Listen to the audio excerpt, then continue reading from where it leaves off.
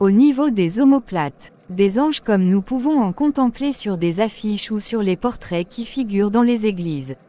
Ce qui se produisit ensuite m'arracha à ma contemplation. La main se métamorphosa et prit la forme d'un être étrange qui n'avait rien d'un ange. Cet être n'avait d'humain que les mains et le front. Il avait les oreilles d'un lapin, les yeux d'un chat ou d'un hibou, un museau en guise de bouche, et une tête recouverte d'écailles, surmontée de 2 cornes. Il avait des sabots à la place des pieds. Il était revêtu d'un pantalon noir et portait un gilet rayé de vert, rouge et jaune. J'eus quand même la présence d'esprit de reconnaître que je me trouvais bien en présence d'un démon, à la place de l'ange du bon Dieu promis par le père curé. Malgré cette découverte, il me fut impossible de fuir ni de crier au secours. Si je l'avais fait, cela aurait pu amenuiser mes chances de guérison. Je ne bougeais pas, car je tenais beaucoup à mon rétablissement, quel que soit le prix à payer. Une voix caverneuse, venue du fond des âges, sortit du museau de la bête, rompant ainsi le silence. Pourquoi m'invoques-tu ici? Si je suis venu jusqu'à toi, c'est que tu m'as fort dérangé. Tes prières sont arrivées jusqu'à moi. Pourquoi ne viens-tu pas au quartier général comme tout le monde? Qu'est-ce que ce quartier général et où se trouve-t-il, pour que je puisse m'y rendre? Si tu ne connais ni le quartier général, ni l'endroit où il se trouve, comment as-tu connu mon existence?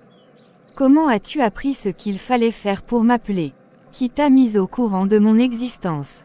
C'est celui-là qui doit répondre à tes questions. Sur ces paroles, il disparut comme il était apparu.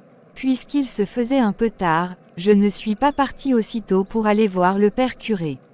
Au niveau des omoplates, des anges comme nous pouvons en contempler sur des affiches ou sur les portraits qui figurent dans les églises. Ce qui se produisit ensuite m'arracha à ma contemplation. La main se métamorphosa et prit la forme d'un être étrange qui n'avait rien d'un ange. Cet être n'avait d'humain que les mains et le front. Il avait les oreilles d'un lapin, les yeux d'un chat ou d'un hibou, un museau en guise de bouche, et une tête recouverte d'écailles, surmontée de 2 cornes.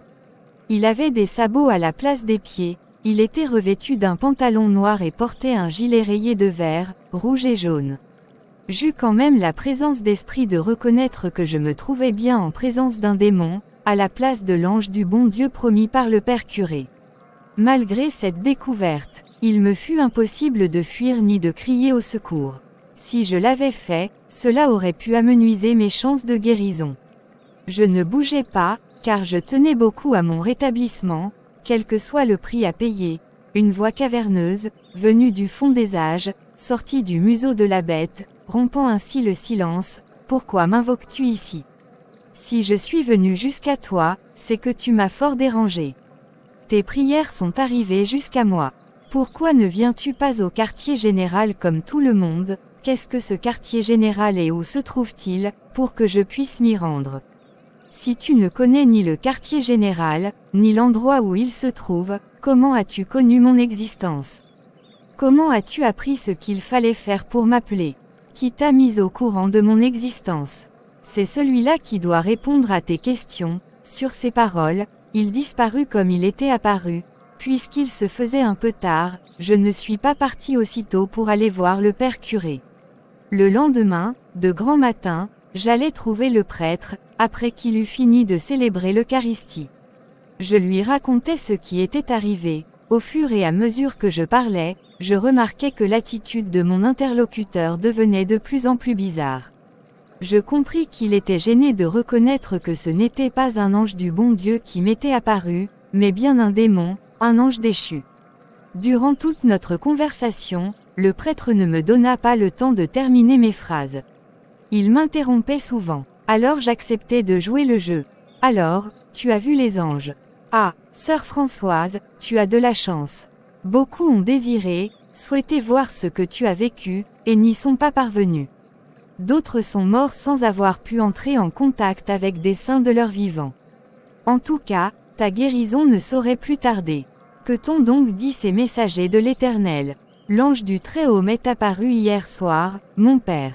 Il m'a demandé de l'appeler dorénavant dans ma chambre, mais au quartier général. Où se trouve le quartier général, pour que je puisse m'y rendre? Termine d'abord. Dis-moi tout ce que tu as à me dire, tout ce qu'ils t'ont dit. Je suis certain que tu connais bien le quartier général et son emplacement, même si tu ne sais pas que c'est de cela qu'il s'agit. Mon père, il m'a dit d'aller vous trouver, pour que vous m'y conduisiez. Es-tu bien certaine d'avoir entendu cette invitation? Oui, certainement, mon père. Si ce n'était pas, comment aurais-je connu l'existence du quartier général? Ça va, ça va. Tu as raison, tu m'as convaincu. Dans ce cas, écoute-moi bien. Tu diras à ton mari que jusqu'à ta guérison, tu devras assister à une série-messe spéciale. Chaque nuit à partir de ce soir. C'est pour qu'il ne te pose plus de questions à l'avenir. Quant à toi, tu veilleras soigneusement à ce que personne ne te suive ou ne t'accompagne jusqu'ici. Viens me retrouver seul, vers 23 heures, et je te montrerai le chemin du quartier général. Je te répète que tu dois faire attention à ce que personne ne te suive. Selon les conseils du prêtre, j'informai mon mari de ce que je devais faire. Jean me laissa partir, non sans s'être auparavant réjoui de ce que mes anciens partenaires avaient été bien disposés envers moi. À 23 heures passées de quelques minutes, j'étais au couvent, où je retrouvais le révérend père curé, qui m'attendait. Nous nous acheminâmes vers une pièce qui se trouvait à l'intérieur même de la chapelle. Une fois dans cette pièce, j'y remarquai d'autres religieux, tous de noir vêtus. Le père curé se changea et enfila des vêtements noirs. Il me remit un colis et me pria de me revêtir de son contenu le plus rapidement possible. Il y avait dans ce colis une robe noire, des bas noirs, des gants noirs et un livre dont la couverture était noire. Vous remarquerez que je me garde bien de citer les titres de certains livres que j'ai utilisés au cours de mes anciennes pratiques. Cette conduite m'a été dictée à la suite de divers incidents survenus au début de mon ministère. Jeune converti, lors de mes productions publiques, je dénonçais ces pratiques en les décrivant sans omettre aucun détail, dans l'espoir que certains pourraient se reconnaître et se convertir au Seigneur. Je donnais les titres des livres ainsi que les endroits où l'on pouvait se les procurer facilement. Je présentais les formules et la manière de procéder. Un jour, un jeune homme écouta mon témoignage non pour se convertir, mais pour se lancer lui-même dans ses pratiques. Il notait tout ce que je disais sur un bout de papier. Il alla invoquer une sirène à mon insu. Furieuse parce qu'il n'avait pas respecté tous ses titres dans la procédure d'invocation, et parce qu'il ne lui avait pas apporté les cadeaux requis, elle l'obligea à écrire une note à ses parents pour leur dire qu'il devait accompagner la sirène chez elle. Le jeune homme fut retrouvé mort, tenant à la main la lettre écrite sous l'emprise de la sirène. Vous devez savoir que ces esprits appelés sirènes sont des esprits puissants et dominateurs. Sans le Saint-Esprit, il est impossible de leur résister. Vous comprendrez donc la raison pour laquelle je tairai certaines précisions. Je n'ai pas pour mission d'envoyer des gens chez le diable. Au contraire, je veux les arracher à l'emprise du diable, par mon témoignage, pour leur faire connaître la grâce de Dieu et les amener à Jésus-Christ notre Sauveur. Lorsque je fus vêtu de noir comme tout le monde autour de moi, les prêtres exigèrent que je m'agenouille pour qu'ils puissent prier pour moi. Ils m'imposèrent les mains. Pendant leur prière, je fus saisi de vertige. La prière terminée, ils voulurent s'assurer de l'effet que l'imposition des mains avait produit sur moi. Je leur dis ce que j'avais ressenti et je vis comme un soulagement sur leur visage. Le père curé me dit, nous pouvons partir à présent. Il n'était pas encore 23h30 lorsque nous nous dirigeâmes en voiture vers le grand carrefour central de la ville de Lubumbashi. À cette heure de la nuit, il règne à cet endroit de la ville une intense activité commerciale. Après avoir garé la voiture, tout le monde descendit. À ma grande surprise, les prêtres se mirent à se déshabiller, sans faire aucun cas de ma présence ni des personnes qui les entouraient. Le plus naturellement du monde, ils me prièrent de me dépêcher de me déshabiller, comme s'ils avaient oublié que j'étais une femme. J'obéis mais voulus garder mes sous-vêtements. Je reçus l'ordre de tout enlever et de rester nu, comme tout le monde. Le père curé me dit, dépêche-toi, il ne nous reste que peu de minutes avant de rejoindre le quartier général. Les lumières étaient brillantes, les gens circulaient en tous sens. Personne ne semblait nous remarquer. Pourtant, ces prêtres étaient bien connus à Lubumbashi. Comment expliquer cela? C'était effrayant de passer par une telle expérience.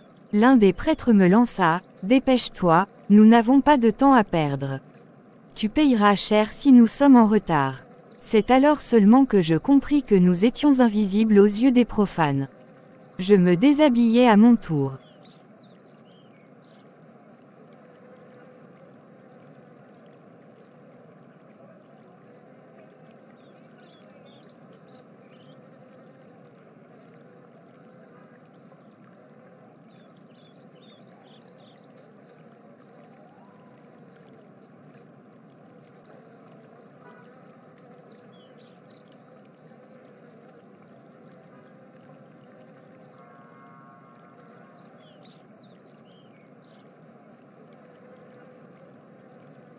Nous traversâmes la rue et atteignîmes le centre du carrefour. Un pentagramme, étoile à 5 branches, fut dessiné sur le sol. Je fus invité à m'y coucher à l'intérieur, le dos au sol, et chacun de mes membres au sommet de l'une des pointes du pentagramme. J'étais étendu au sol, bras et jambes écartés. 5 cierges sortis de je ne sais où brillaient à chaque sommet, on fit des incantations sur moi.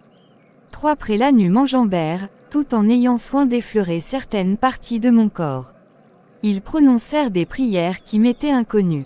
Ces prêtres m'enjambèrent comme il est procédé lors de l'ordination sacerdotale d'un nouveau prêtre catholique.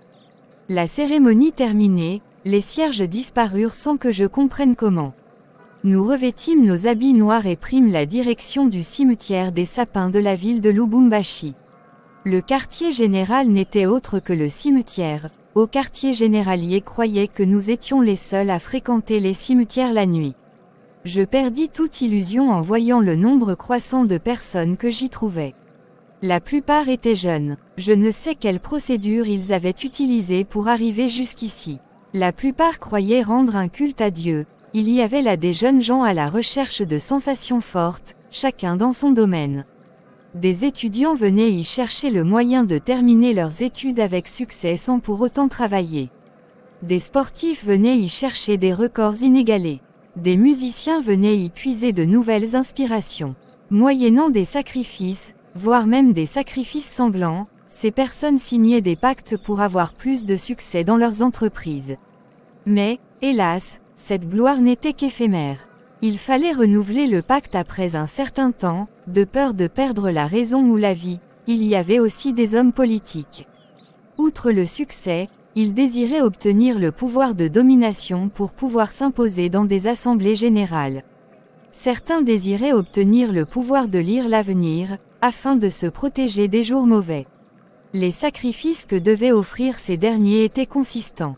Certains venaient y préparer leurs discours. Toutes les professions étaient représentées, médecins, avocats, ingénieurs, etc. Tous avaient un dénominateur commun, c'étaient tous des satanistes à la recherche d'un succès terrestre. Si vous prêchez le Christ à de telles personnes, elles ne l'accepteront pas comme leur Seigneur et Sauveur. Ces personnes se cachent souvent derrière des dénominations religieuses, ou des sectes qui nient la divinité de Jésus-Christ. J'y ai aussi remarqué des pasteurs, des diacres, des abbés, dont l'abbé Kassongo qui était un familier des lieux, des prêtres, et j'en passe. Comment ces gens, qui ont pour mission de conduire les hommes à Dieu, avaient-ils échoué ici pour les conduire à Satan? Car, je le répète, la plupart des gens qui se trouvaient au cimetière croyaient rendre un culte à Dieu. Je me suis souvent demandé comment ces conducteurs spirituels qui avaient pour mission de conduire les hommes à Dieu avaient pu s'abaisser à ce point. J'en ai donc conclu que Dieu n'existait pas, ou que le Dieu auquel nous pouvions croire était un faux Dieu, un Dieu de substitution, et que le vrai Dieu était ailleurs, la présence de guérisseurs, féticheurs, praticiens traditionnels et autres charlatans ne m'étonna guère. Il était normal qu'ils viennent puiser à leur source, nous avons procédé à une visite des lieux. Arrivés devant une tombe, nous nous sommes arrêtés. Le père curé récita une prière en invoquant quelques saints, et dont lui et ses collègues étaient peut-être les seuls à connaître le secret. Certains passages étaient tirés du livre du prophète Jérémie. Au moyen d'une baguette magique, il frappa une tombe qui s'ouvrit d'elle-même en faisant sortir le cercueil. Sous le cercueil, je découvris un passage, une sorte de couloir qui donnait sur une espèce de cave ou de sous-sol. Longeant le passage ainsi ouvert, nous atteignîmes un tournant, au-delà duquel mes yeux découvrirent une abomination. À même le sol, il y avait là une croix grandeur nature, sur laquelle un homme était ligoté, agonisant et gisant dans son sang. Bien entendu, il portait une couronne d'épines sur la tête. Un clou était planté dans chaque main, et un autre attachait les 2 pieds au bois. Il n'avait cependant aucune blessure à la poitrine. Cet homme était entouré de chaînes, qui étaient en fait de grands chapelets.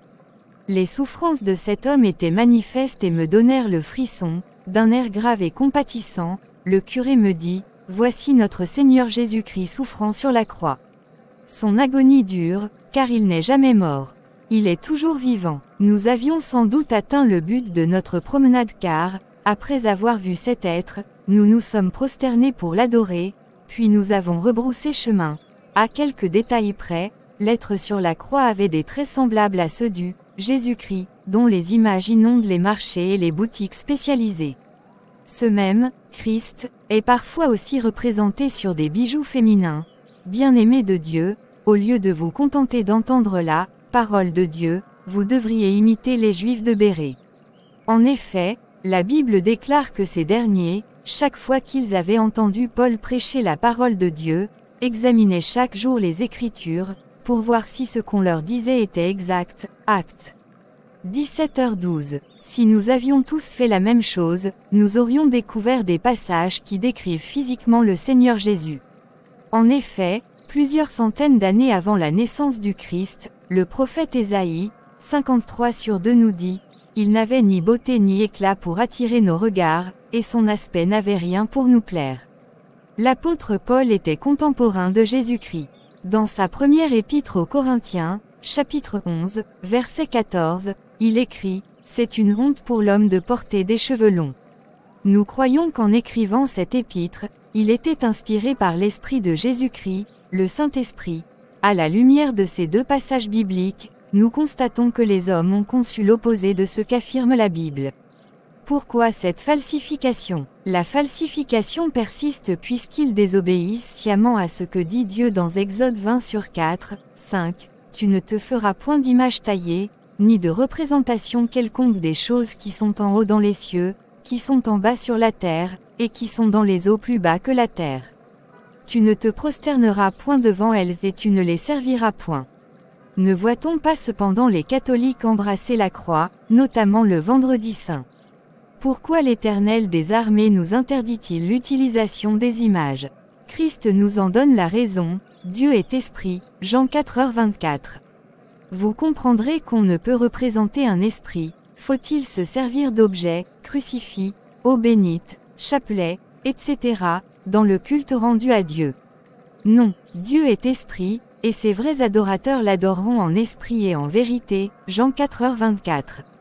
L'être sur la croix rencontré au cimetière n'était qu'un démon.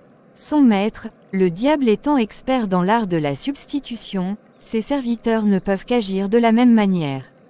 C'est ainsi que de nombreuses choses furent ajoutées à la sainte doctrine, comme l'eau bénite, en l'an 400, la canonisation des saints en 995, le célibat obligatoire des prêtres en 1074, etc. Ce premier contact avec le quartier général terminé, nous avons regagné le couvent, et je rentrai à la maison, où Jean était loin d'imaginer dans quelle nouvelle ornière je m'étais embourbé. Chaque nuit, je m'absentais pour aller au quartier général, dans le but d'apprendre à prier sur les tombeaux, pour qu'ils livrent leur contenu. Ces mêmes prières sont faites aussi par ceux qui dépouillent les tombes. Nos maîtres nous avaient conseillé de n'entrer en contact avec des morts, pour leur remettre certains cadeaux, qu'après les avoir roués de coups. Il y avait cependant certaines tombes qui ne dévoilaient pas leur contenu et qui ne répondaient pas favorablement à nos prières. Il s'agissait des tombes des véritables enfants de Dieu. Ceux qui répondaient à nos sollicitations étaient des démons qui attendaient la condamnation éternelle. Les esprits des enfants de Dieu ne séjournent pas dans les cimetières ou dans le séjour des morts. Suite à mes nombreuses visites, je pus comprendre certaines choses. En particulier la provenance véritable de l'eau bénite et de l'huile d'onction utilisée. Dans le catholicisme, l'huile d'onction n'est autre chose que de la graisse humaine. Après l'avoir désodorisée, on y ajoute un peu d'huile d'olive. Notre chef suprême était le pape du cimetière. Rien ne pouvait se faire avant son apparition et sa fameuse bénédiction. Il n'était différent en rien du pape du Vatican, quant à ses habits et ses différents gestes. Parfois, je me demande s'il ne s'agissait pas de la même personne. À une période donnée de l'année, au printemps, je crois, ce pape bénissait une certaine quantité d'eau que l'on nous distribuait. Nous conservions une partie de cette eau jusqu'aux premières pluies. Nous recueillions alors les eaux des premières pluies, pour la mélanger à celles que nous avions conservées, afin de réussir un bon mélange. Cette eau bénite était réservée aux grandes occasions. On la retrouve rarement dans les bénitiers. Je ne m'expliquais pas certaines choses, j'avais un corps différent lorsque j'étais au cimetière. Cet autre corps n'avait aucune déformation ni malformation quelconque. Mais lorsque je quittais le cimetière, je reprenais mon ancien corps rempli de maladies. Lorsque j'en fis la remarque à mes supérieurs, ces derniers me firent entendre que c'était là une preuve tangible de mon rétablissement physique certain. Tu ne tarderas pas à avoir ce corps nouveau dans le monde physique. Persévère, pour que tu le vois s'accomplir. Je ne manquais pas de persévérance. J'étais tellement zélée que je reçus le titre de diaconesse, et, plus tard, celui de médium, ce qui correspond au niveau le plus élevé pour une femme. Parmi les gens que je fréquentais, il y avait des tenanciers de grands débits de boissons. Ils nous demandaient souvent la possibilité d'augmenter leur chiffre d'affaires. Nous leur remettions des esprits servants enfermés dans des bouteilles que nous remplissions d'eau bénite. Nous remettions ces bouteilles aux tenanciers, en ayant soin de leur dire de verser un peu de cette eau à l'entrée de leur débit de boisson. Là où passent les clients. Une deuxième partie de l'eau devait être versée à l'intérieur, là où consomment les clients, et la dernière partie devait être versée dans les installations sanitaires, surtout dans les urinoirs. Les démons enfermés dans les bouteilles étaient ainsi libérés et affectés à 3 tâches différentes, selon l'endroit où ils avaient été lâchés. Ceux qui avaient été libérés dans les urinoirs avaient pour mission de transformer les urines en boissons consommables. Ainsi, le propriétaire ne devait-il plus acheter les boissons. C'était son avantage. Les esprits à l'intérieur du bar devaient introduire d'autres esprits dans les consommateurs. Ceux qui avaient été libérés devant la porte s'appelaient les trompettistes. Au moyen de leurs trompettes, ils attiraient ou appelaient les buveurs. Il doit être clair que le diable ne donne rien pour rien. Il se fait payer tout service rendu, aussi minime soit-il, en conservant ainsi leur stock de boissons intactes. Avec le concours des démons dans les urinoirs, tous ces commerçants, en contrepartie, devaient nous remettre 500 000 âmes par semaine. Une fois que cette urine transformée était consommée, toutes sortes de démons pouvaient entrer dans le corps des clients. Satan n'a pas tellement besoin de notre corps physique. C'est de notre esprit qu'il veut s'emparer pour neutraliser notre volonté. Il se sert toutefois de ces démons pour occuper des corps humains, car ces démons ont grandement besoin de notre corps pour s'y manifester. Les impudiques attirent les esprits d'impudicité, et les menteurs les esprits de mensonge, qui viennent habiter en eux. En ma qualité de médium, j'ai un jour demandé à un démon pourquoi il avait cette préférence pour les boissons alcoolisées.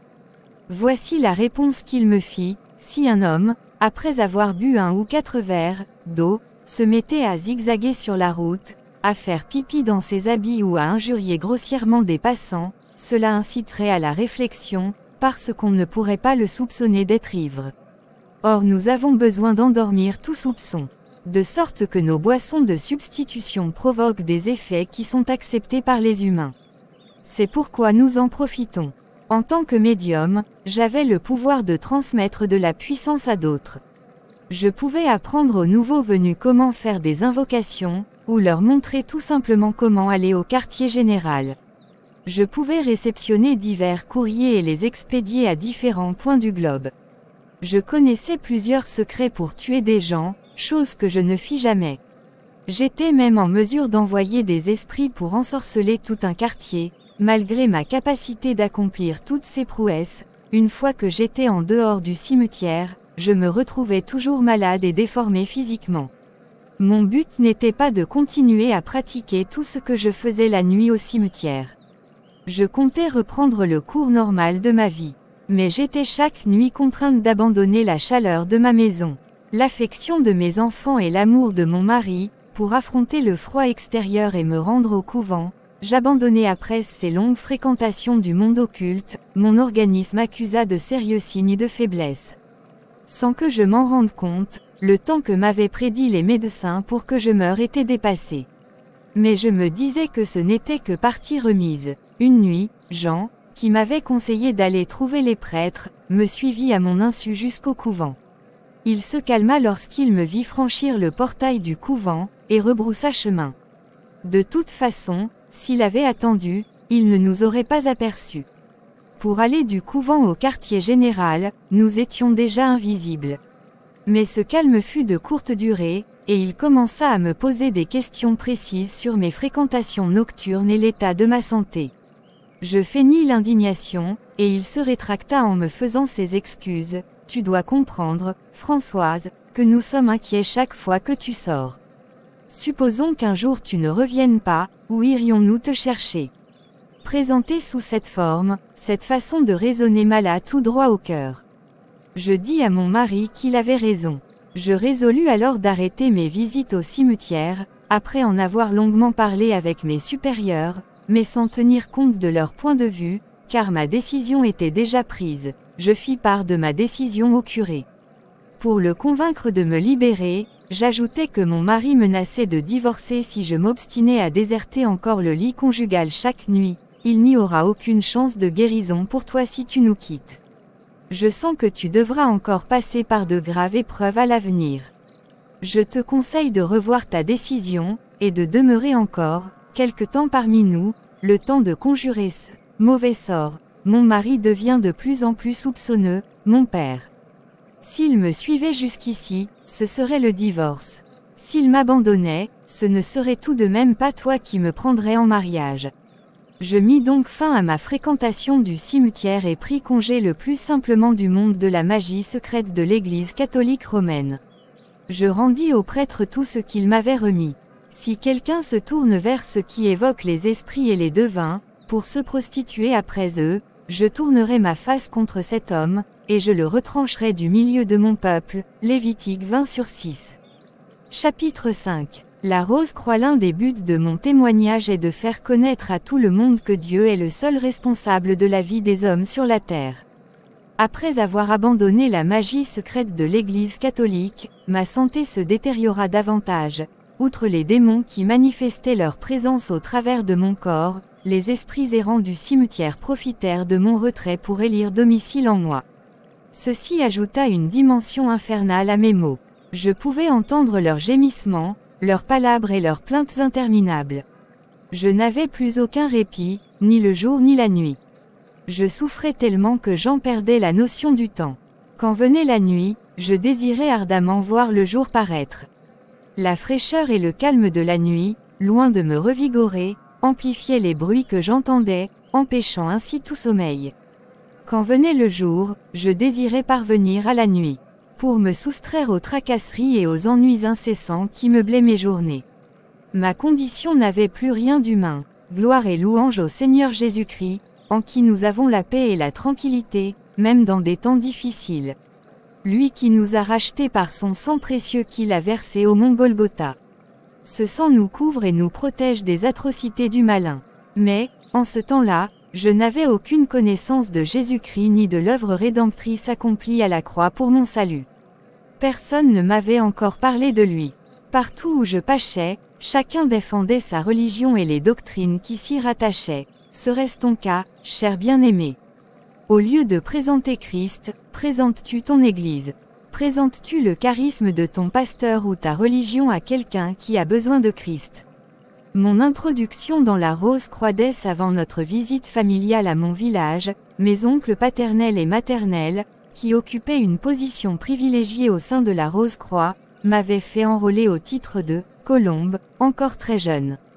Par la suite, au couvent, j'avais remarqué que le père curé s'exerçait comme moi à la Rose-Croix. Je n'en étais encore qu'à un stade rudimentaire. Mais je craignais que mes pratiques n'exercent une mauvaise influence sur ma piété ou m'empêchent de progresser dans la religion. Je m'en ouvris à un supérieur, qui me fit cette réponse, « Non. Loin de te freiner, cela fera de toi une religieuse exemplaire. Tu comprendras mieux Dieu et ta religion. Tout cela se passait avant ma maladie, lorsque mon existence était encore vivable. Après mon abandon de la magie secrète catholique, un cousin qui vivait en Europe, de passage à Lubumbashi, vint me rendre visite.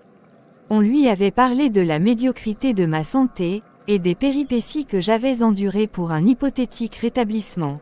À l'instar des amis de Job, mon cousin resta calmement à mon chevet, sans rien dire pendant un moment. Puis les larmes coulèrent de ses yeux, et il me dit, « Bien sûr, on m'a parlé de toi et de ta santé, qui n'était pas fameuse du tout. Mais de là à te trouver dans un tel état, non, Françoise, je n'en reviens pas. » Cette fois, ses larmes coulèrent de plus belle. Ce cousin était encore jeune lorsqu'il nous avait quittés pour aller en Europe. Il avait gardé de moi l'image d'une belle jeune fille, coquette et pétillante de vie. Devant la loque humaine que j'étais devenue, il n'eut pas la force de se retenir, comme s'il se parlait à lui-même, il poursuivit, lorsqu'il se fut calmé, « Puisque les mauvais esprits se sont ainsi moqués de ta santé et de ton corps, il vaudrait mieux faire intervenir l'énergie qui est en toi pour résister à toutes ces attaques. Pour cela, il est de ton intérêt que tu adhères à notre mouvement philosophique. Il existe en chaque être humain une force agissante. Cette force reste inactive tant que la personne qui l'abrite ne l'active pas, par simple ignorance. La Rose-Croix a une double tâche, révéler cette force à son possesseur, et l'activer, avec l'accord de son possesseur. Me fixant intensément du regard, il poursuivit, loin d'être une religion, la Rose-Croix est un mouvement qui englobe la métaphysique, la physique, la etc. Tu n'auras pas besoin d'un baptême pour y accéder. Mais pratiquer, je ne saurais vous relater toutes les étapes que franchis au sein de la Rose-Croix, de peur de vous faire perdre votre temps. Je dirais néanmoins que je suis passé par le stade de néophyte, que je suis passé par le temple, et que j'ai parcouru la loge. Un rosicrucien avisé comprendra facilement ce que je veux dire. Je connaissais des prières qui pouvaient carboniser un arbre ou un être humain. Un jour, j'en ai fait l'expérience sur un chimpanzé domestiqué par un couple d'occidentaux sans enfants. La perte de cet animal leur causa un chagrin que je regrette encore aujourd'hui. Il y a des gens qui vivent des situations difficiles lorsqu'ils sont en compagnie de rosicruciens, car ces derniers les prennent pour des cobayes pour expérimenter leur pouvoir. J'avais atteint un niveau où il m'était possible d'entendre les voix des végétaux et celles des animaux. Bien que jouissant de ces facultés extrasensorielles, je n'étais pas libre du tout. Par exemple, je devais faire attention à ne pas écraser des fourmis en marchant. Je ne pouvais piétiner la pelouse, de peur qu'elle ne me gronde. Je pouvais utiliser mon corps astral et sortir de mon corps physique. J'ai souvent utilisé ce moyen pour me rendre à certains endroits. Le dédoublement nécessite une grande concentration et demande beaucoup d'autres choses horribles. L'esprit qui voyage est celui qui est créé par Dieu, tandis qu'il est remplacé dans le corps par un autre esprit qui est un démon. Malheureusement, à son retour, l'esprit de la personne peut s'évader, provoquant ainsi la folie. D'où le nombre croissant de fous chez les pratiquants de ces sciences occultes. Lors de son adhésion, le nouvel adepte est contraint d'expédier sa photo à la maison mère. Cette photo lui permet d'être identifié par ses nouveaux partenaires. En contrepartie, on accorde à l'adepte une pyramide. Cette pyramide ne peut être vue que par ceux qui ont atteint le niveau du temple et de la loge, les autres se servent de signes ou de petits autocollants. Il y a des insignes spécifiques à la Rose-Croix, bagues, chaînettes, etc. Les adeptes savent ainsi qu'ils sont en présence d'une sœur ou d'un frère. La Rose-Croix se vante d'avoir donné à l'humanité des papes, des savants, des pasteurs et des prêtres. Il s'agit bien en réalité d'une religion. En effet, une religion se définit comme un culte voué à une certaine divinité. Ainsi, celui qui se retrouve chaque soir dans un bar assis derrière une bière rend un culte à ce Dieu qui est pour lui la bière. Les rosicruciens sont religieux, puisqu'ils invoquent des démons, les grands maîtres et les impérators. Dans les sphères du cosmos, la Bible déclare que l'homme a été créé à l'image de Dieu. Les rosicruciens ont déformé cette vérité au profit de leur science. Voici ce que déclare une monographie rosicrucienne. L'homme, tiré de l'image de Dieu, a chuté à un certain moment. C'est une manière de ne pas dire clairement que l'homme a péché. Cette chute a fait que Dieu a placé l'homme sur un plan d'infériorité. La Bible dit que le péché a éloigné l'homme de son Créateur. Cependant, l'homme peut se développer lui-même pour retrouver son état initial. Le Seigneur Jésus a dit, « Nul ne peut venir au Père que par moi ». La banalisation du péché est monnaie courante dans la Rose-Croix. L'ivrognerie n'est qu'une manière de se distraire, tandis que l'impudicité n'est qu'une petite imperfection que Dieu a permise pour satisfaire le besoin de quelqu'un d'autre. Pis encore, on va jusqu'à nier le fondement même du christianisme, à savoir la mort et la résurrection de Jésus-Christ. Pour les Rosicruciens, Jésus ne pouvait ressusciter, puisqu'il n'était pas mort. D'après eux, Christ ne pouvait mourir. Étant le grand maître de la magie, il ne pouvait connaître la mort. Pour eux, ce Christ est le seul à avoir atteint la perfection, mais nous, chrétiens, nous disons que Christ ne pouvait s'élever à la perfection, car il est la perfection même.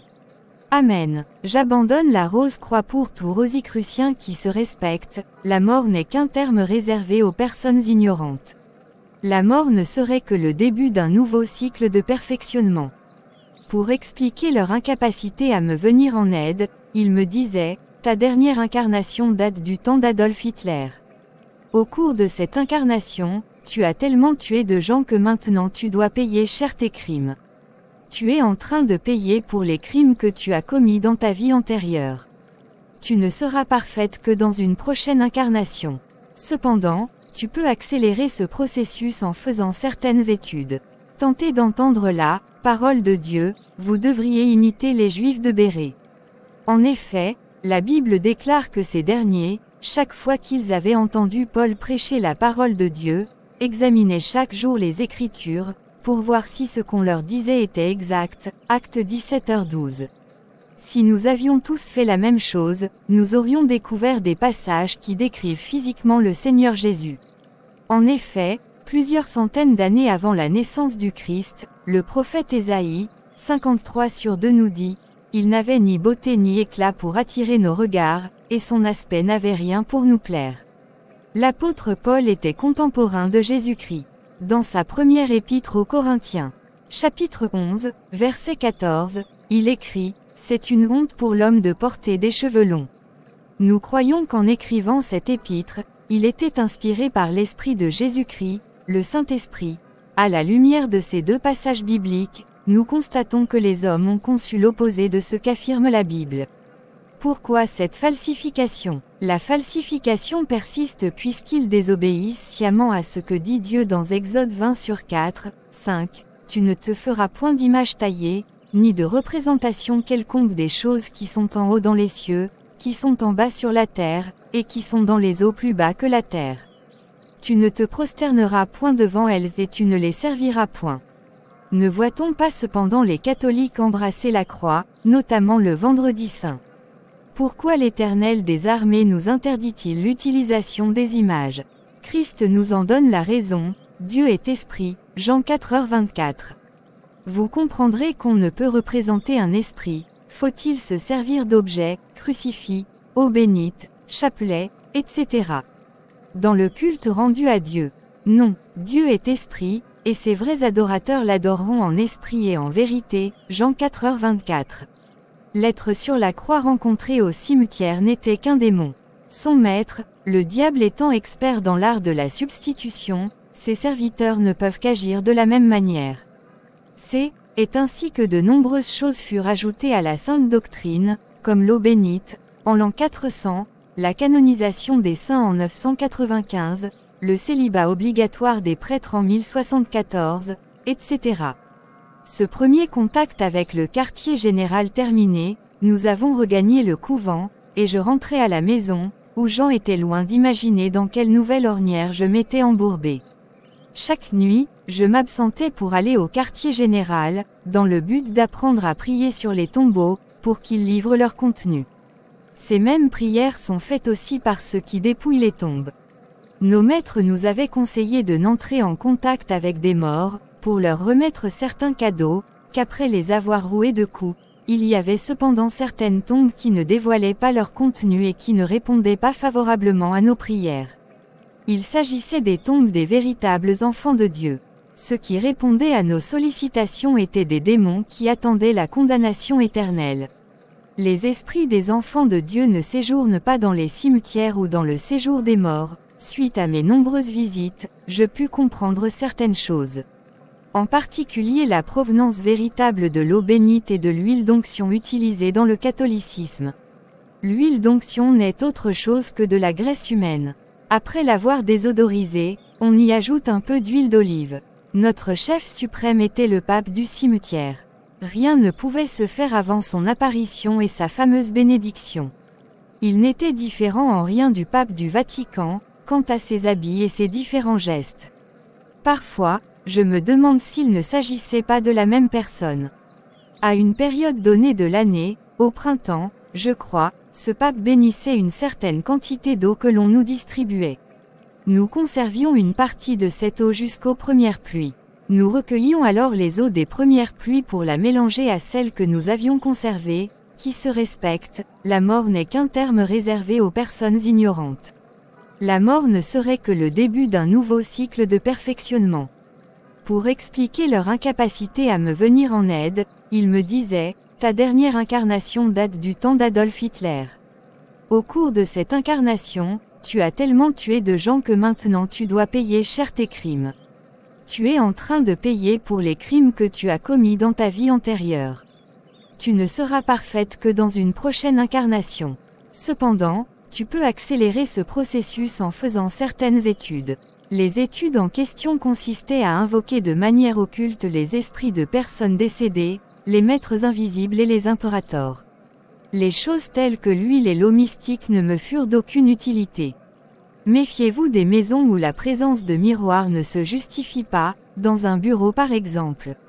Les miroirs, les masques noirs et les habits en or nous servaient lors des grandes cérémonies qui se déroulaient dans de grands temples sataniques. Toutes ces étapes passées vous font comprendre que je n'étais plus du tout une novice. Cependant, je me suis éloignée de la Rose-Croix, malgré mes différents pouvoirs paranormaux, pour plusieurs raisons. La première raison est celle que vous connaissez déjà, ma santé ne s'était pas rétablie et j'étais toujours mal. Afin de réussir un bon mélange, cette eau bénite était réservée aux grandes occasions. On la retrouve rarement dans les bénitiers. Je ne m'expliquais pas certaines choses, j'avais un corps différent lorsque j'étais au cimetière. Cet autre corps n'avait aucune déformation ni malformation quelconque. Mais lorsque je quittais le cimetière, je reprenais mon ancien corps rempli de maladies. Lorsque j'en fis la remarque à mes supérieurs, ces derniers me firent entendre que c'était là une preuve tangible de mon rétablissement physique certain. Tu ne tarderas pas à avoir ce corps nouveau dans le monde physique. Persévère, pour que tu le vois s'accomplir. Je ne manquais pas de persévérance. J'étais tellement zélée que je reçus le titre de diaconesse, et, plus tard, celui de médium, ce qui correspond au niveau le plus élevé pour une femme. Parmi les gens que je fréquentais, il y avait des tenanciers de grands débits de boissons. Ils nous demandaient souvent la possibilité d'augmenter leur chiffre d'affaires. Nous leur remettions des esprits servants enfermés dans des bouteilles que nous remplissions d'eau bénite. Nous remettions ces bouteilles aux tenanciers, en ayant soin de leur dire de verser un peu de cette eau à l'entrée de leur débit de boisson, là où passent les clients. Une deuxième partie de l'eau devait être versée à l'intérieur, là où consomment les clients, et la dernière partie devait être versée dans les installations sanitaires, surtout dans les urinoirs. Les démons enfermés dans les bouteilles étaient ainsi libérés et affectés à 3 tâches différentes, selon l'endroit où ils avaient été lâchés. Ceux qui avaient été libérés dans les urinoirs avaient pour mission de transformer les urines en boissons consommables. Ainsi, le propriétaire ne devait-il plus acheter les boissons. C'était son avantage. Les esprits à l'intérieur du bar devaient introduire d'autres esprits dans les consommateurs. Ceux qui avaient été libérés devant la porte s'appelaient les trompettistes. Au moyen de leurs trompettes, ils attiraient ou appelaient les buveurs. Il doit être clair que le diable ne donne rien pour rien. Il se fait payer tout service rendu, aussi minime soit-il. En conservant ainsi leur stock de boissons intact avec le concours des démons dans les urinoirs, tous ces commerçants, en contrepartie, devaient nous remettre 500 000 âmes par semaine. Une fois que cette urine transformée était consommée, toutes sortes de démons pouvaient entrer dans le corps des clients. Satan n'a pas tellement besoin de notre corps physique. C'est de notre esprit qu'il veut s'emparer pour neutraliser notre volonté. Il se sert toutefois de ces démons pour occuper des corps humains, car ces démons ont grandement besoin de notre corps pour s'y manifester. Les impudiques attirent les esprits d'impudicité, et les menteurs les esprits de mensonge, qui viennent habiter en eux. En ma qualité de médium, j'ai un jour demandé à un démon pourquoi il avait cette préférence pour les boissons alcoolisées. Voici la réponse qu'il me fit: si un homme, après avoir bu 1 ou 4 verres d'eau, se mettait à zigzaguer sur la route, à faire pipi dans ses habits ou à injurier grossièrement des passants, cela inciterait à la réflexion, parce qu'on ne pourrait pas le soupçonner d'être ivre. Or nous avons besoin d'endormir tout soupçon. De sorte que nos boissons de substitution provoquent des effets qui sont acceptés par les humains. C'est pourquoi nous en profitons. En tant que médium, j'avais le pouvoir de transmettre de la puissance à d'autres. Je pouvais apprendre aux nouveaux venus comment faire des invocations, ou leur montrer tout simplement comment aller au quartier général. Je pouvais réceptionner divers courriers et les expédier à différents points du globe. Je connaissais plusieurs secrets pour tuer des gens, chose que je ne fis jamais. J'étais même en mesure d'envoyer des esprits pour ensorceler tout un quartier, malgré ma capacité d'accomplir toutes ces prouesses. Une fois que j'étais en dehors du cimetière, je me retrouvais toujours malade et déformé physiquement. Mon but n'était pas de continuer à pratiquer tout ce que je faisais la nuit au cimetière. Je comptais reprendre le cours normal de ma vie. Mais j'étais chaque nuit contrainte d'abandonner la chaleur de ma maison, l'affection de mes enfants et l'amour de mon mari, pour affronter le froid extérieur et me rendre au couvent. J'abandonnai après ces longues fréquentations du monde occulte, mon organisme accusa de sérieux signes de faiblesse. Sans que je m'en rende compte, le temps que m'avaient prédit les médecins pour que je meure était dépassé. Mais je me disais que ce n'était que partie remise. Une nuit, Jean, qui m'avait conseillé d'aller trouver les prêtres, me suivit à mon insu jusqu'au couvent. Il se calma lorsqu'il me vit franchir le portail du couvent, et rebroussa chemin. De toute façon, s'il avait attendu, il ne nous aurait pas aperçus. Pour aller du couvent au quartier général, nous étions déjà invisibles. Mais ce calme fut de courte durée, et il commença à me poser des questions précises sur mes fréquentations nocturnes et l'état de ma santé. Je feignis l'indignation, et il se rétracta en me faisant ses excuses. Tu dois comprendre, Françoise, que nous sommes inquiets chaque fois que tu sors. Supposons qu'un jour tu ne reviennes pas, où irions-nous te chercher? Présenté sous cette forme, cette façon de raisonner m'alla tout droit au cœur. Je dis à mon mari qu'il avait raison.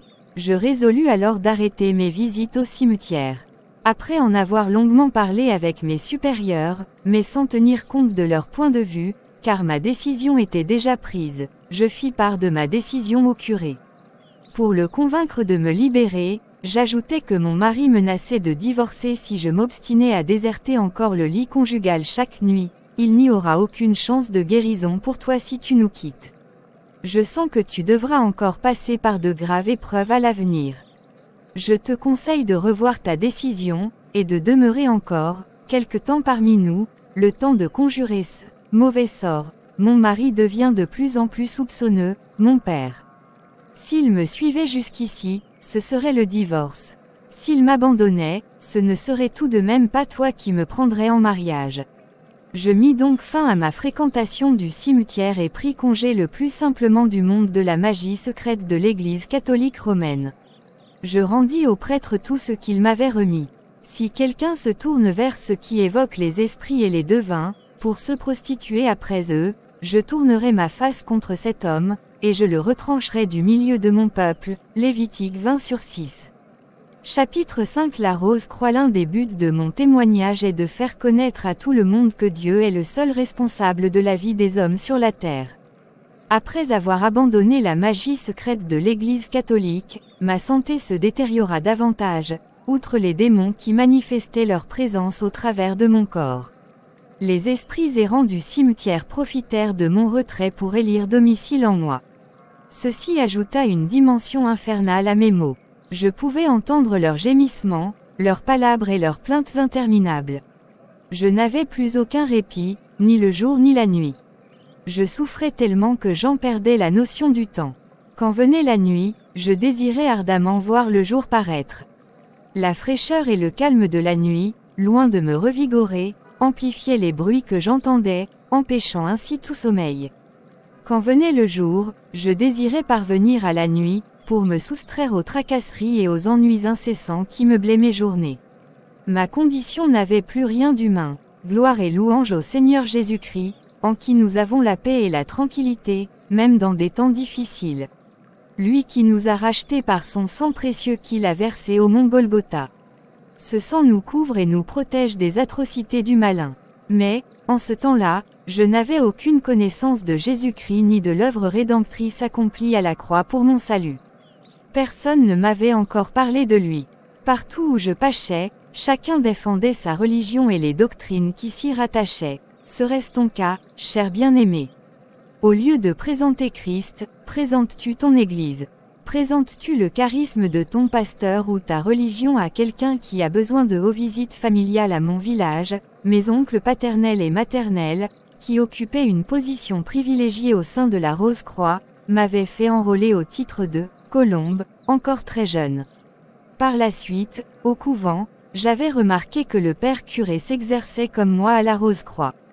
Je n'en étais encore qu'à un stade rudimentaire. Mais je craignais que mes pratiques n'exercent une mauvaise influence sur ma piété ou m'empêchent de progresser dans la religion. Je m'en ouvris à un supérieur, qui me fit cette réponse, non. Loin de te freiner, cela fera de toi une religieuse exemplaire. Tu comprendras mieux Dieu et ta religion. Tout cela se passait avant ma maladie, lorsque mon existence était encore vivable, après mon abandon de la magie secrète catholique. Un cousin qui vivait en Europe, de passage à Lubumbashi, vint me rendre visite. On lui avait parlé de la médiocrité de ma santé, et des péripéties que j'avais endurées pour un hypothétique rétablissement. À l'instar des amis de Job, mon cousin resta calmement à mon chevet, sans rien dire pendant un moment.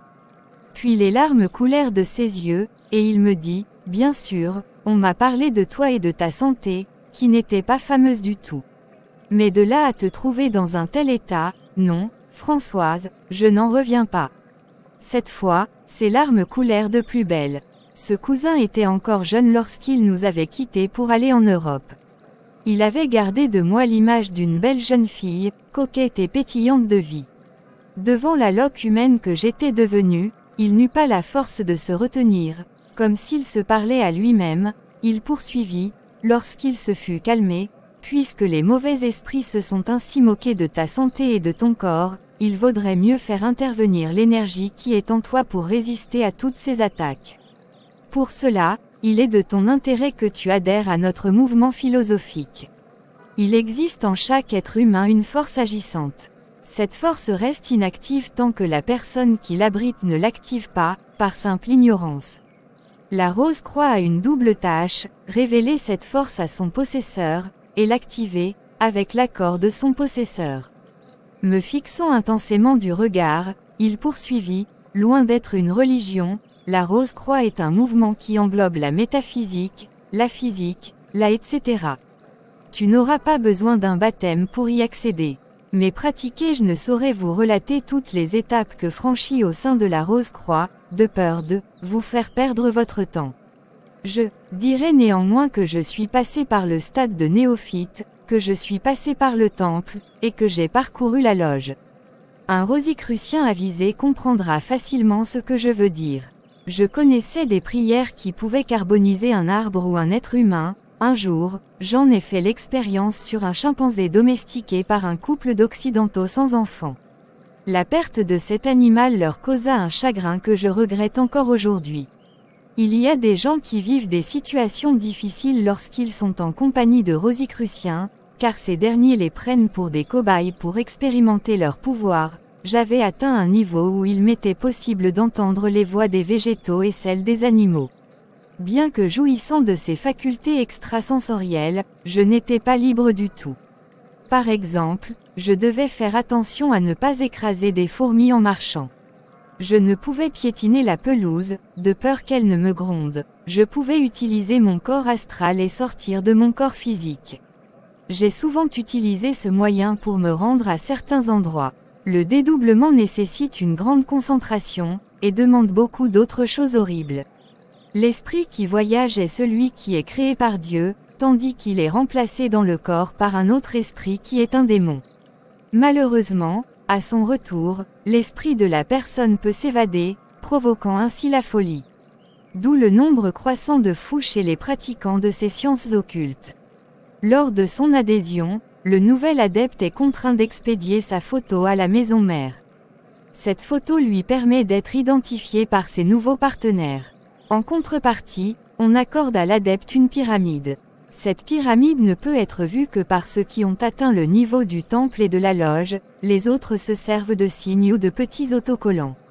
Il y a des insignes spécifiques à la rose-croix, bagues, chaînettes, etc. Les adeptes savent ainsi qu'ils sont en présence d'une sœur ou d'un frère. La rose-croix se vante d'avoir donné à l'humanité des papes, des savants, des pasteurs et des prêtres. Il s'agit bien en réalité d'une religion. En effet, une religion se définit comme un culte voué à une certaine divinité. Ainsi, celui qui se retrouve chaque soir dans un bar assis derrière une bière rend un culte à ce Dieu qui est pour lui la bière. Les Rosicruciens sont religieux, puisqu'ils invoquent des démons, les grands maîtres et les impérators. Dans les sphères du cosmos, la Bible déclare que l'homme a été créé à l'image de Dieu. Les Rosicruciens ont déformé cette vérité au profit de leur science. Voici ce que déclare une monographie rosicrucienne. L'homme, tiré de l'image de Dieu, a chuté à un certain moment. C'est une manière de ne pas dire clairement que l'homme a péché. Cette chute a fait que Dieu a placé l'homme sur un plan d'infériorité. La Bible dit que le péché a éloigné l'homme de son Créateur, cependant, l'homme peut se développer lui-même pour retrouver son état initial.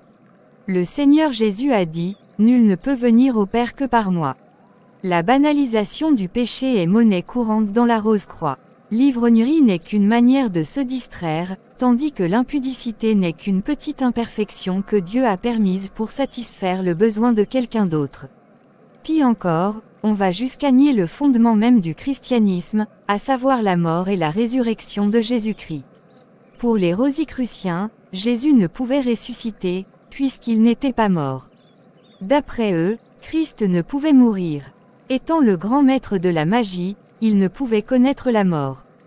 Pour eux, ce Christ est le seul à avoir atteint la perfection, mais nous, chrétiens, nous disons que Christ ne pouvait s'élever à la perfection, car il est la perfection même.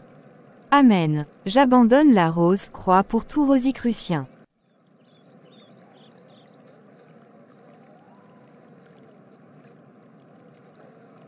Shalom ma sœur.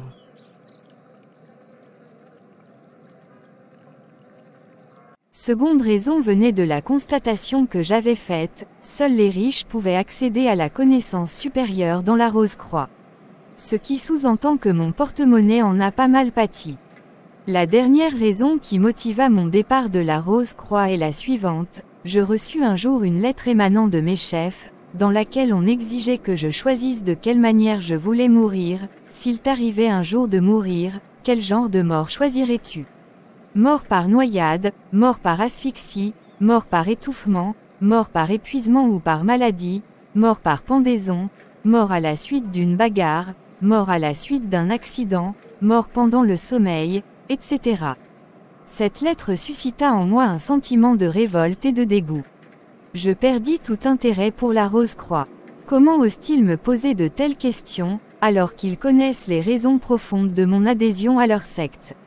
Guérirai-je après ma mort, et croient-ils que je vais gober leur histoire de réincarnation pour un nouveau cycle ? Pourquoi toutes ces questions ? Veulent-ils donc m'éliminer physiquement ? Puisque je ne voulais pas mourir, il n'était donc pas question que je réponde à leurs lettres. Je tenais la vie, je voulais vivre afin d'aider les miens, vivre heureuse. Mon cousin n'était plus sur place pour que je les tienne informés de la tournure des événements. J'eus donc le bon réflexe de ne plus assister aux réunions et de ne plus lire les monographies. Je résolus donc de quitter la Rose-Croix, malgré le fait que le nombre de voix que j'entendais avait augmenté, et malgré toutes les conséquences qui pouvaient en découler. Je m'abandonnais à mon sort, le sort de quelqu'un sans Christ. Chapitre 6. La Mahikari et la magie indienne. Mon entrée dans la Mahikari, une amie de mon grand frère, m'informa des merveilles qui se passaient dans une récente secte orientale implantée dans notre pays. Il s'agissait de la Mahikari. Très peu de gens connaissaient son existence et encore moins y avaient adhéré, bien que n'étant pas une religion en soi, la Mahikari enseignait une doctrine bien différente de celle que j'avais connue jusqu'ici. Toujours à la recherche d'une hypothétique guérison, je n'avais d'autre alternative que de m'engager dans cette nouvelle voie, malgré mes différentes déceptions enregistrées dans le passé. Je dus payer avec des devises mon adhésion, ainsi que l'achat de l'Omitama, un dieu étrange aux facultés bizarres. Pourquoi bizarre? Tout d'abord, parce qu'il fallait l'acheter, ensuite parce qu'il fallait le transporter, le protéger, et, au besoin, le cacher.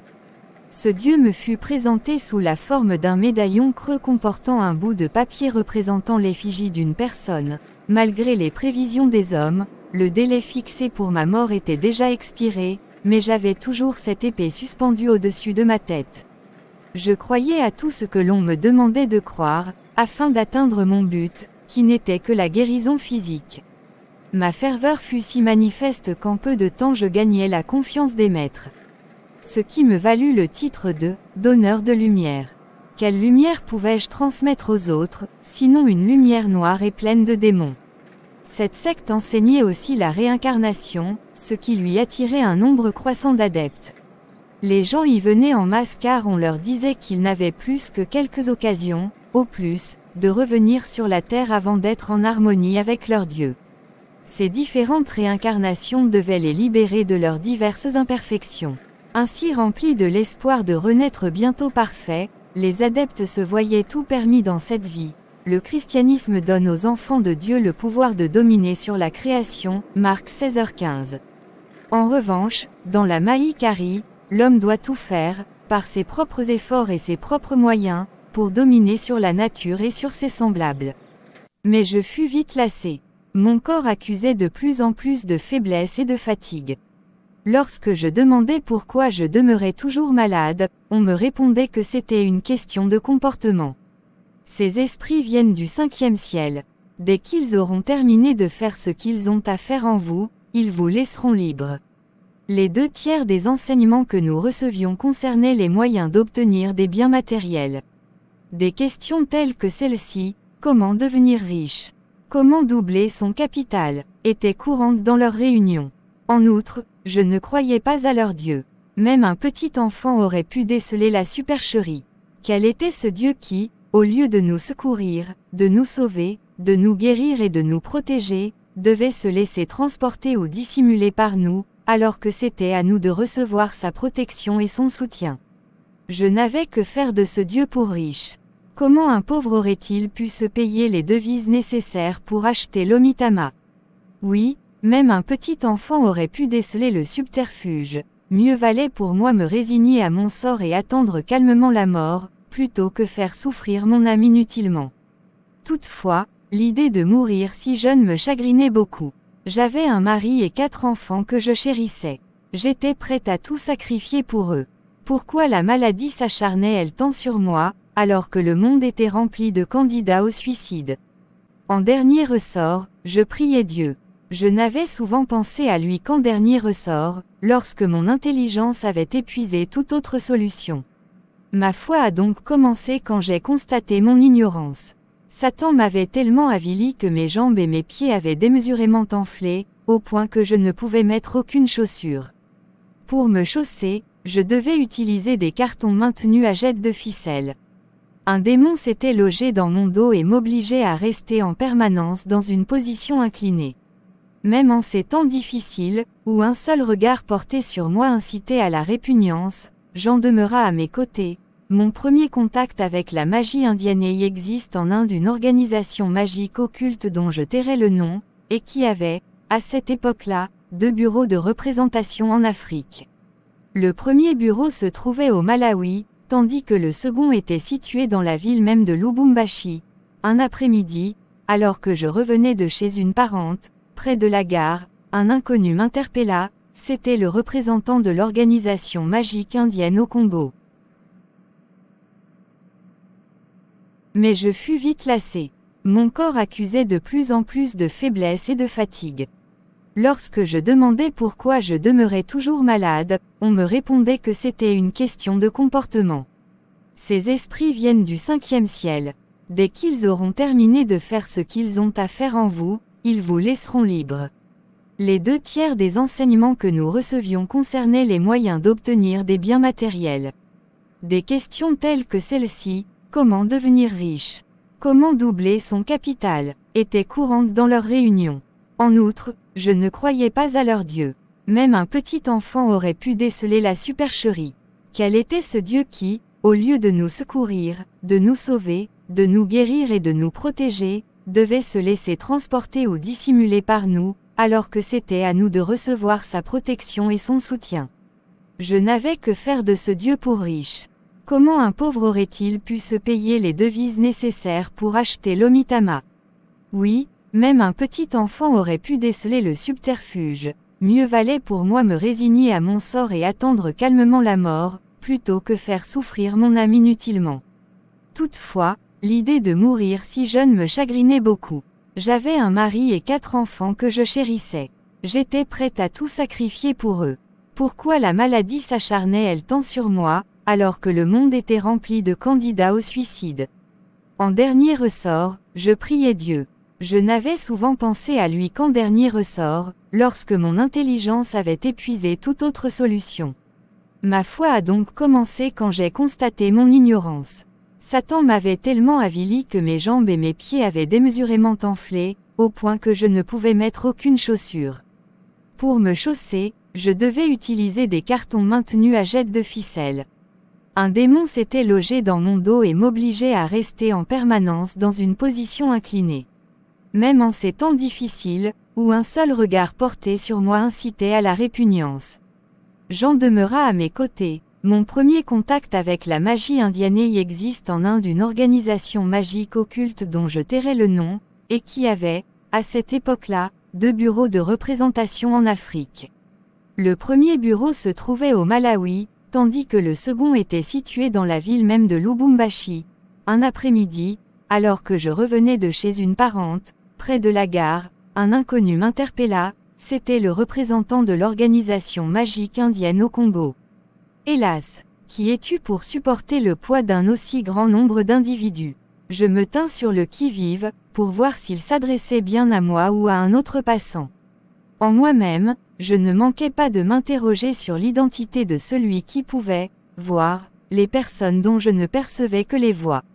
J'étais certaine qu'il avait voulu parler de ces personnes. Malgré mon silence, l'homme insista, « Eh bien, toi, pour qui te prends-tu?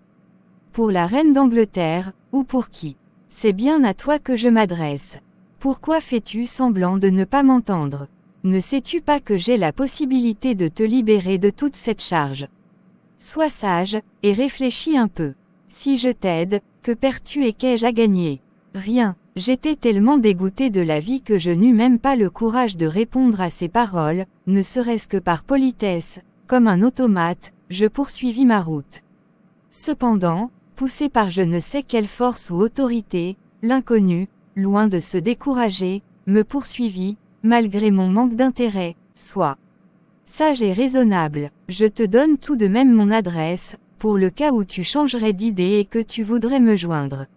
Il me donna verbalement son adresse et me devança. Tout au long de son discours, je ne me suis même pas retourné pour voir à quoi ressemblait son visage. Continuant ma route en silence, je m'apitoyais seul sur mon sort et me mis à pleurer.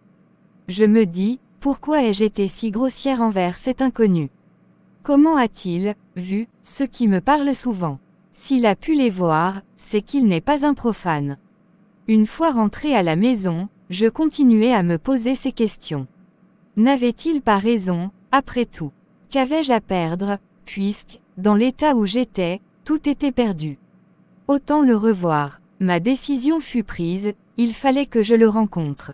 Le lendemain après-midi, j'étais chez lui. D'après le nombre de véhicules que je vis garés chez lui, je compris que cet homme ne devait pas être un simple féticheur, mais qu'il était bien plus que cela. Un peu rassuré, je pénétrai dans la propriété. Lorsqu'il m'aperçut, il s'écria de loin, comme s'il s'attendait à ma visite. Enfin, te voici. En tout cas, tu as bien fait de venir. Tu vas guérir de toutes tes maladies. Ce qui compte le plus ici, ce n'est ni le zèle ni la foi, mais le courage. Il te faudra beaucoup de courage. Je vais te soumettre à différents tests. Seuls les résultats diront si tu es apte ou pas. Un peu contrarié, à cause de toutes mes déceptions passées, je répondis durement à mon interlocuteur, ce n'est pas la peine que je fasse vos tests. Je suis courageuse, je le sais. Il y a quelques années, je me rendais parfois seule la nuit au cimetière. Autrefois, toujours à la recherche de ma guérison, j'ai passé une nuit dans un marigot plein de crapauds dans des sectes où j'ai été. J'ai assisté sans broncher au sacrifice de certaines victimes. Il n'y a rien à redire à mon courage, tu es peut-être courageuse, je l'admets. Cependant, les ordres sont que tu passes tes examens avant toute autre chose, et il vaut mieux le faire d'abord. Le reste viendra après. Mais puisqu'il se fait déjà tard, reviens demain après-midi pour assister aux premières séances avec les autres. En me raccompagnant, nous traversâmes une salle pleine de gens nus, allongés à même le sol, ventre en l'air.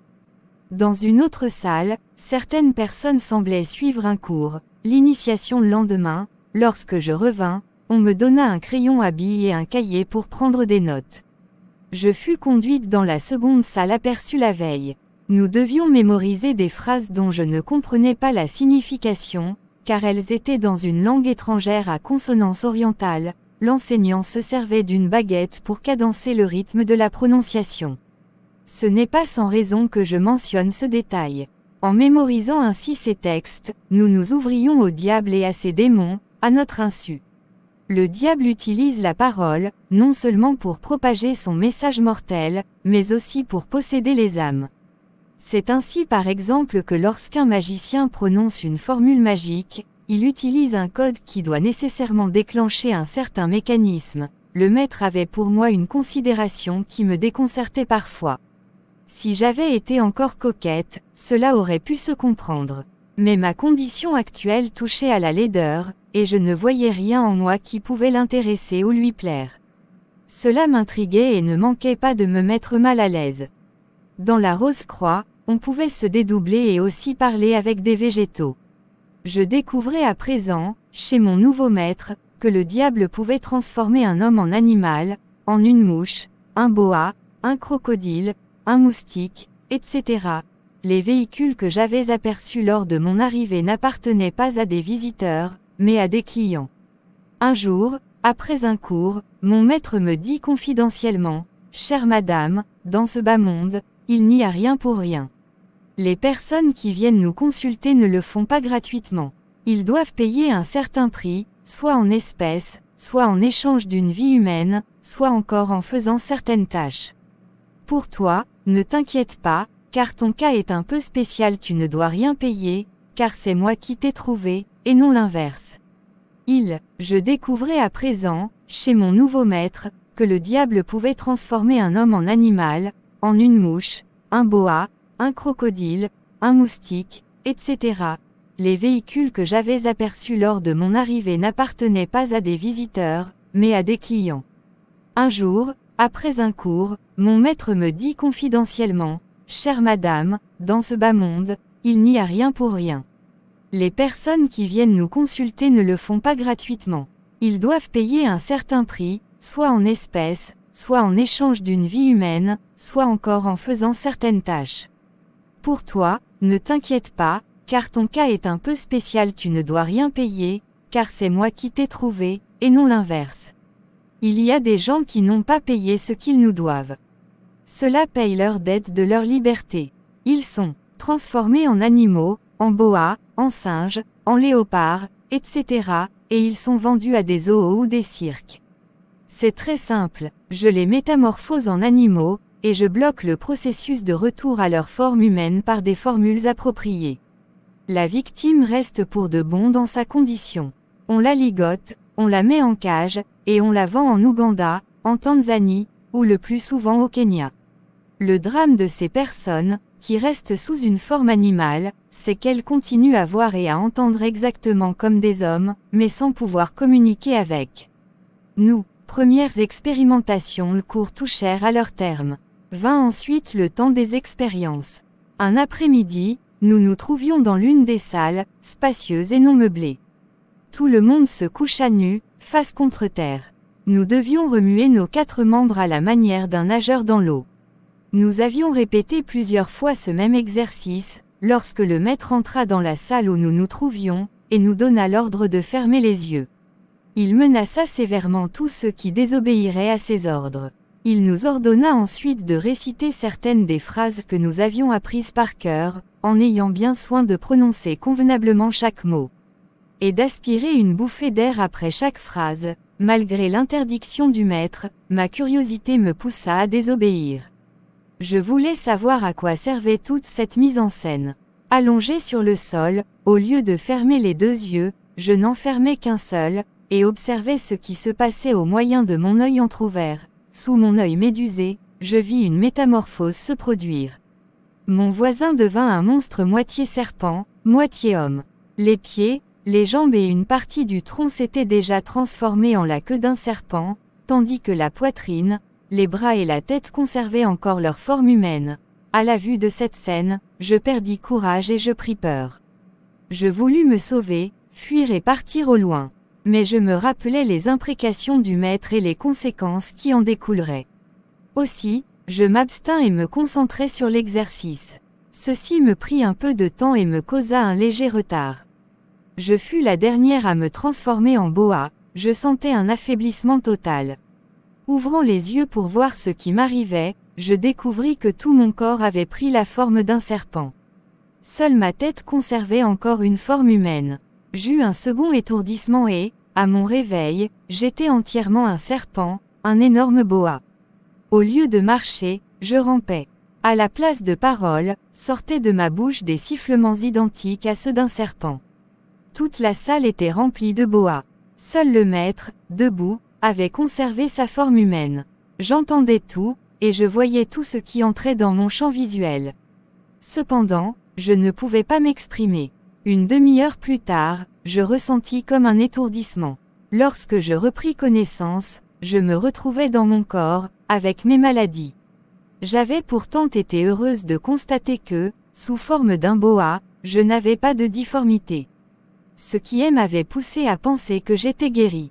Quelle ne fut pas ma déception lorsque, reprenant ma forme humaine, j'observais avec amertume qu'aucune guérison ne s'était produite. 3 semaines plus tard, j'étais capable de me métamorphoser en boa, en abeille, en moustique, en crocodile, en léopard, etc., sans le concours du maître. Cela m'amusait beaucoup. Je pouvais ainsi oublier mes malheurs. Lorsque je prenais la forme d'une abeille, par exemple, je pouvais revenir à la maison, voir et entendre tout ce qui s'y passait, mais sans pouvoir intervenir. Le revers de la médaille était que, lorsqu'une personne se trouve sous la forme d'un animal ou d'un insecte, si cet animal ou cet insecte est tué, la personne doit nécessairement mourir, non pas sur place, mais une fois rentré à son domicile. Jean me reprochait souvent mes absences injustifiées les après-midi. Il voulait que je lui donne des explications. Mais il m'était impossible de lui en donner. Le maître nous avait formellement interdit de dévoiler notre secret, même à notre conjoint, mais Jean devenait de plus en plus soupçonneux. Cela me causait de la peine, car il demeurait mon mari et le père de mes enfants, et je l'aimais de tout mon cœur. En outre, je ne pouvais rien lui dire par crainte de perdre l'unique possibilité de guérison que je croyais avoir. Que faire alors? Je décidai de lui jouer la comédie, comme nous, les femmes, nous savons le faire. Un jour, je fus en retard sur mon horaire habituel. Lorsque Jean me vit, il afficha une attitude qui me déconcerta et me mit mal à l'aise. Je lui dis, « Vous, les hommes, jusqu'où votre jalousie peut-elle vous mener? Crois-tu qu'une femme dans mon état pourrait être désirée? Cher mari, dis-moi quel homme, aussi obsédé soit-il, pourrait s'approcher de moi. Si tu as consenti jusqu'ici à supporter ma présence à tes côtés, c'est que tu as été le témoin de ce qui m'est arrivé. Tu sais dans quelles conditions nous nous sommes mariés, et dans quelles circonstances. Non, Jean, je ne peux plus te laisser avoir une attitude qui en dit long sur ce que tu penses. Et je me mis à pleurnicher pour bien conclure ma comédie. Ce ne sont pas des attitudes qu'il faut recommander à des sœurs régénérées. Si j'écris ce passage, c'est pour servir d'exhortation. Mais Jean ne fut pas dupe de mon jeu.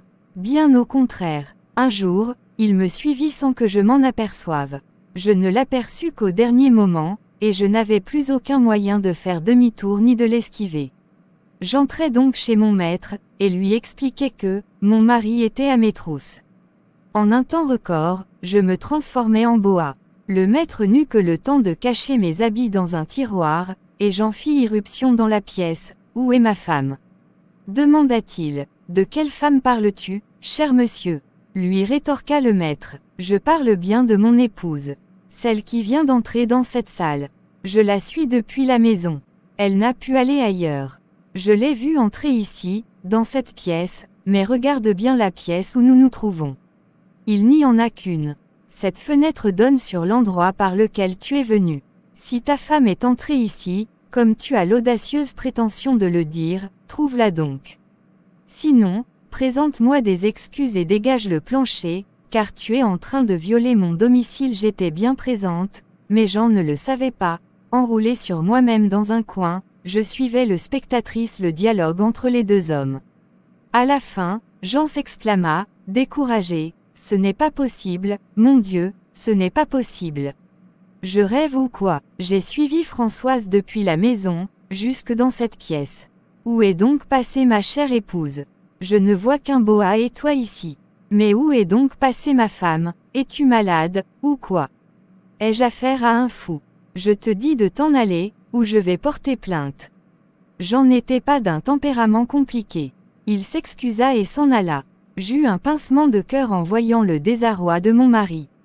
Après son départ, je repris forme humaine et le suivis à la maison. Je le trouvai morose, l'air mélancolique. Il ne me posa aucune question, mais sa façon de me regarder en disait long.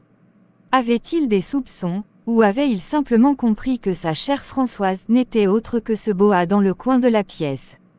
De peur de perdre mon mari, je décidai d'abandonner la magie indienne. Si je vivais, c'était en grande partie pour lui. Que deviendrais-je s'il m'arrivait de le perdre? À quoi ressemblerait ma vie? Une fois ma décision prise, j'allai trouver le maître et lui dis ceci, « Cher maître, voici plusieurs mois que je fréquente ces lieux, sans que cela change quoi que ce soit à mon état actuel. Depuis qu'il m'a suivi ici, mon mari ne m'adresse plus la parole comme avant. J'en souffre beaucoup. Parfois, il me regarde d'une drôle de façon. Dis-moi, maître, ce qui me reste à faire, pour que je le fasse. » Il me considéra attentivement pendant un moment, avant de me demander. « Qui pourrait s'inquiéter le plus, en cas d'une absence prolongée de ta part? Cela dépend de la durée de mon absence. 3 jours au plus. C'est à mon mari, et à personne d'autre, que j'aurai le plus de compte à rendre. Où comptes-tu m'emmener? Aurais-tu l'intention de me vendre au Kenya? Mais non. Ne sois pas idiote à ce point. Et puis, tu oublies, je pense, nos consignes. Tes questions ne dissimulent-elles pas ta peur? Pourtant, tu sais fort bien que le courage nous est recommandé, rappelle-toi bien. Apporte-moi les restes des aliments de ton mari, ainsi qu'un peu de la poussière de son talon droit. C'est pour le neutraliser pendant 2 ou 3 jours. Le lendemain, je lui apportai ce qu'il avait exigé. Il introduisit ce que je lui avais apporté dans une bouteille aux 3/4 remplie d'une substance qui m'était inconnue. Avant de refermer la bouteille, il prononça par 3 fois le nom de mon mari, puis il agita fortement la bouteille. Ainsi, personne ne sera en mesure de t'inquiéter pendant 2 à 3 jours. Chapitre 7. Le monde satanique sous-marin. Le maître expédia les affaires en cours et confia la direction de sa maison à l'un de ses adjoints. Peu après, nous nous rendîmes dans la forêt, loin de toute habitation. Après avoir parcouru plusieurs kilomètres à pied, nous étions exténués. Il y avait dans les parages un nganda, sorte de camping où les chasseurs de passage peuvent se reposer. Après m'avoir déshabillé, le maître me fit revêtir un vêtement de raffia et de feuilles d'arbre. Nous restâmes là 2 jours sans prendre aucune nourriture. Le troisième jour, il me coloria d'une peinture à base de chaux, de différentes couleurs, à la manière des prêtresses spirites consultées pour la divination, et qui exécutent leur rite en invoquant des esprits sataniques. Un peu affaiblis, nous nous traînâmes jusqu'à la rivière qui coulait dans les parages. Il y avait une pirogue flottant sur l'eau, et retenue à la berge au moyen d'une corde. Il délia la corde et, après avoir un peu poussé la pirogue dans le lit de la rivière, nous prîmes place à bord, nous suivîmes le courant d'eau, et atteignîmes un endroit où le courant était très fort, et l'eau très profonde, à en juger par la vitesse des vagues qui s'y formaient, ainsi que des tourbillons qu'il y avait à cet endroit. À mon grand étonnement, le maître arrêta la pirogue à cet endroit précis et, le plus simplement du monde, m'invita à plonger. Voici le moment tant attendu où tu dois maintenant faire preuve de ton courage. Jette-toi à l'eau, pardon, je te dis de te jeter à l'eau. Bien qu'à jeun et affaibli, j'avais tout de même gardé assez de lucidité pour détecter le danger. Jette-toi à l'eau le premier, et j'irai ensuite. Nous avons été ensemble jusqu'à présent. Comment peux-tu imaginer que tu vas te débarrasser aussi facilement de moi? Trêve de bavardage. Nous avons atteint un point de non-retour. L'heure n'est pas aux vaines discussions. Plonge, je te l'ordonne. Le temps passe, et tu es attendu, mais c'est un suicide. Je ne sais pas nager. Si tu tiens à ce que je plonge, déplace au moins la pirogue. Cherchons un endroit où l'eau est moins profonde et moins agitée qu'ici. Sans cela, je ne plongerai jamais. Ou alors, plonge le premier, et je te suis. Tu ne sais pas de quoi tu parles, petite fille. Point où nous en sommes, il nous est pratique impossible de faire marche arrière. Si j'acceptais ta proposition, ce serait pour moi signer notre de mort. Nous sommes attendus. Tu ne le sais peut-être pas, mais tu es en train de gâcher toute ta chance de guérison. Ma guérison se trouve dans l'eau. Non, je ne veux pas. Si tu veux, plonge le premier. Le monde satanique sous-marin se voyant dans l'impossibilité de me convaincre, le maître eut recours à une ruse, à l'image de son propre maître, Satan. Il fixa un point derrière moi et resta calme, comme s'il voulait indirectement attirer mon attention sur quelque chose. Je relâchai aussitôt ma méfiance pour observer ce qui se passait derrière mon dos. Profitant de ces quelques secondes, le maître me précipita dans la rivière. C'était une ruse pour m'avoir, me dis-je en m'enfonçant comme une pierre dans les profondeurs de l'eau. Le contact de l'eau sur mon corps me fit un choc, mais, en dehors de cela, je ne ressentis plus rien. Je fus tout de même surprise de constater que mon corps ne se mouillait pas, et que je pouvais respirer tout à fait librement. Dans l'antre du diable, la peur de la mort par noyade fit place à un grand étonnement. L'unique sensation bizarre que j'éprouvais ressemblait à ce que l'on ressent dans un avion qui traverse une zone de trou d'air. Cela dura quelque temps. Mes yeux étaient grands ouverts, mais je me trouvais dans une obscurité complète. Puis je perdis connaissance. Lorsque je revins à moi, il me semblait que l'on me palpait, comme si l'on me réanimait. Lorsque j'eus recouvré tous mes sens, on me déplaça de l'endroit où je me trouvais, et je me trouvais dans une salle très propre, où il faisait grand jour. La population de ce lieu était en grande partie constituée de femmes. J'étais accompagnée par l'une d'elles, qui me servait de guide, et qui m'expliqua que ces femmes étaient en réalité celles que les hommes appellent les sirènes. Elles ne mettent leur queue que lorsqu'elles veulent sortir. Cette queue est identique à la queue d'un grand poisson. Enhardi par la courtoisie de mon guide, je lui mandai, n'y a-t-il pas d'hommes ici? Si. Nous avons nos maris, mais ils ne sont pas comme les vôtres. Ici, chaque homme possède une vingtaine de femmes au moins. Ce n'est pas de la polygamie, parce qu'ici, ce n'est pas l'homme qui choisit sa femme, mais plutôt la femme. Mon guide me montra les maris en question. C'étaient des géants, des colosses. Chacun d'eux pouvait atteindre une taille de 7 à 12 mètres. L'un d'eux s'approcha de moi et m'examina comme un anthropologue examine un sujet à étudier. Il me souleva de terre d'une seule main et commença son examen. Nous arrivâmes chez les supérieurs, qui nous attendaient. On me présenta une place, et mon guide se retira. Celui qui semblait être le plus gradé m'adressa ces paroles, « Le grand chef éprouve pour toi une grande affection. Il a commencé à s'intéresser à toi depuis le temps où, sans le savoir, tu as signé ton premier pacte avec lui, en acceptant le repas de ta grand-mère. Depuis lors, il te suit partout. C'est lui qui t'a envoyé chercher. Enfin, te voici parmi nous, et, dans quelques instants, tu pourras avoir un tête-à-tête avec lui. Dis-toi bien que tu es privilégié. Beaucoup ont désiré faire cette rencontre, mais ont perdu leur vie sans y parvenir. Quant à toi, il te suffira de faire une toute petite chose de rien du tout pour le voir tel qu'il est. Il suffit que tu exprimes ton désir de le rencontrer, en signant un nouveau pacte, mais volontairement cette fois. De la sorte, nous verrons tous que tu ne pourras plus nous nuire ni nous fausser compagnie à l'avenir. Le pacte consiste en ceci, tu devras partager un repas avec nous. Par ce moyen, tu accepteras de nous donner ton père. Ce n'est qu'ensuite que tu pourras voir le prince, que vient faire mon père dans tout cela. Je ne tuerai jamais personne, ni mon père, à plus forte raison. Si je suis arrivé jusqu'ici, c'est pour des raisons que vous connaissez bien. Mais ce n'est qu'un simple signe de soumission au prince, un signe d'obéissance et de fidélité. Le sang de ton père témoignera contre toi le jour où tu voudrais nous fausser compagnie. Sais-tu qu'un pacte conclu au moyen du sang a plus de valeur aux yeux du grand prince?